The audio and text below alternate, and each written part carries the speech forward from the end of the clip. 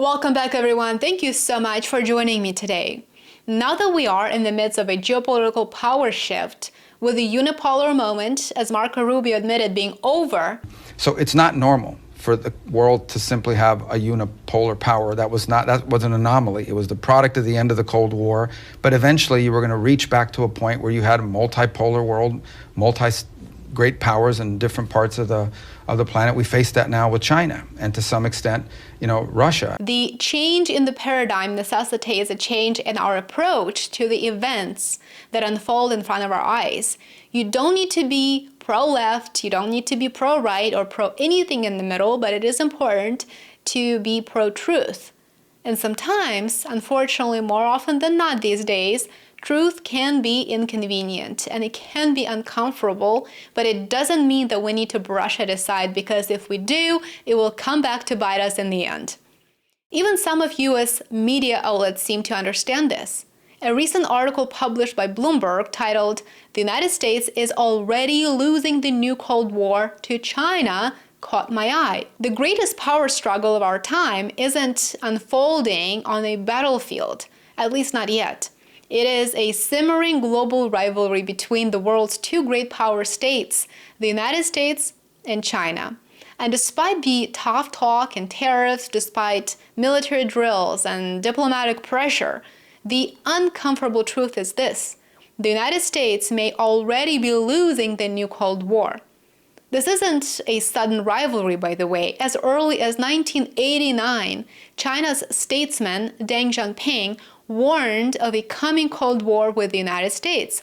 But then in 2017, Donald Trump made it official. He declared China as, quote, a strategic competitor. And so since then, the contest has already sharpened economically, militarily, and of course, ideologically. Just days ago, Donald Trump claimed that the United States is back at the table with China, negotiating a new beautiful trade deal. Asked who exactly met with the Chinese officials, he shrugged. He said, "It doesn't really matter who they are," said the US president. Hours later, Chinese officials dismissed the claim entirely, calling reports of any talks groundless. Trump even promised that his tariffs would be lowered. He said they would substantially come down. But here's the twist. China says no such talks are actually happening. And behind the scenes, Beijing isn't blinking. It is biding its time, watching Washington fumble. In this high-stakes standoff, it is becoming clear China believes that it is winning the trade war, and they might be right. It is a telling sign of just how out of sync the US is with its supposed adversary, and just how little urgency China feels to come to the negotiating table. Trump once declared that, quote, trade wars are good and they're easy to win. His logic: the United States sends more money to China than it receives from China, so if America stops buying Chinese goods, China will lose. But unfortunately, that is not how trade works. Think of it like this. You probably run a trade deficit with your grocery store every time you actually use your credit card to purchase food. But you're not losing money, are you? You're getting something in return. You're getting the food. You're getting value in return. And in a global economy, China's goods are far more critical to the United States than our money is to them. Sorry to break it to you. Minerals, electronics, pharmaceuticals, things we can't really easily get elsewhere, and we can't really produce ourselves domestically because our policies fail to set up the industrial base prior to cutting us off of billions of dollars worth of products that we need and we use on a daily basis. Take rare earth minerals, for example. China just cut off exports of vital components used in smartphones, in electric vehicles, and even in military drones. These minerals power everything from Tesla batteries to US missile systems. One expert actually warned it would take the United States, he said, 10 to 15 years to build a China-free supply chain. But many US firms can't wait that long. They're going to run out of these critical components within months. Meanwhile, China is already pushing its exports to other markets. It is adapting, it is diversifying and waiting it out. And it's not un-American to admit this. It is un-American, I would argue, to want to silence those who point out the inadequacies in our policies that ultimately harm you and your families. What's President Trump's next move?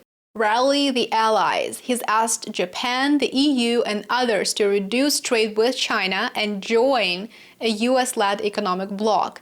But no one is biting. Even Japan said, yeah, we're not in a rush to negotiate on your terms. Even Japan, and that tells us something. So Japan said no. The EU said that they won't decouple from China. And why is that? Well, because they rely on Chinese goods too, and they've watched Trump tear up trade deals and slap tariffs on Europe also without warning. So to them, the United States doesn't really look like a stable partner anymore, and President Trump hasn't even clarified, he hasn't clearly explained what he wants from China, other than for a decades-old trade deficit to magically disappear. And here's where it gets really political. In China, Xi Jinping doesn't face elections. He can indeed absorb economic pain without fear of losing power. In fact, Trump's tariffs give Xi Jinping a convenient scapegoat. Blame America for China's slowdown. So just like the tariffs are a gift to the BRICS nations in general, as was discussed in my recent interview with a BRICS expert, tariffs are actually a gift to China too.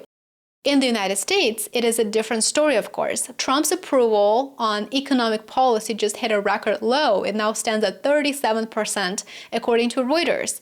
And the real damage hasn't even begun. Retailers are still working through inventory that they purchased in the beginning of the year as they tried to front-load their purchases to sort of mitigate the risk of tariffs. But soon, prices will spike. Supply chains are already breaking. There is a 60% decline in cargo shipments heading to the United States, as I shared in my recent video. Jobs will be lost because businesses won't get the supplies they need.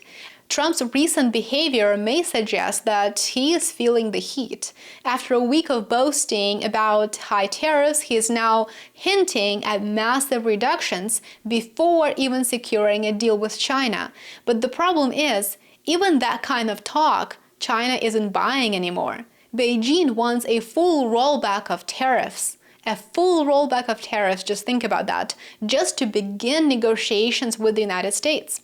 And they're betting that Trump will blink first.